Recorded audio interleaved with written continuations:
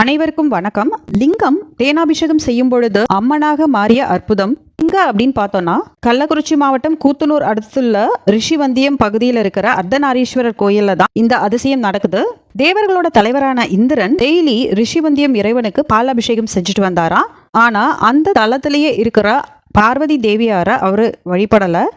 அதனால கோபம் கொண்ட அந்த அம்மன் இந்திரன் பாலாபிஷேகம் செய்யறதுக்காக வச்சிருந்த அந்த பால் குடத்தை மறைச்சிட்டாங்களாம். பால் குடம் காணா போனதுனால மனமுடைஞ்ச இந்திரன் கோயில் பலிபீடத்துல மோதி உயிர் விட துணிஞ்சாராம். அந்த நேரத்துல சிவபெருமான் காட்சி அளித்து இனி பார்வதி தேவியாருக்கும் பாலாபிஷேகம் செய்ய சொல்லி சொன்னாராம். அதனால அபிஷேகம் செய்யும் பொழுது எனது உருவத்தோட சேர்ந்து பார்வதி தேவியாரும் தெரிவாங்க அப்படின்னு சொல்லிட்டு சிவபெருமான் மறைஞ்சிட்டாராம். அன்னையில இருந்து இன்னைக்கு வரைக்கும் சுயம்பு லிங்கத்துல அர்த்தநாரீஸ்வரராக ஆண் பாதி பெண் பாதி தோற்றத்துல கையில கிளியோட அம்மனும் சிவபெருமானும் தோற்றம் அளிக்கிறாங்க. ரொம்ப அதிசயமான ஒரு விஷயமா இருக்குல்ல. நன்றி.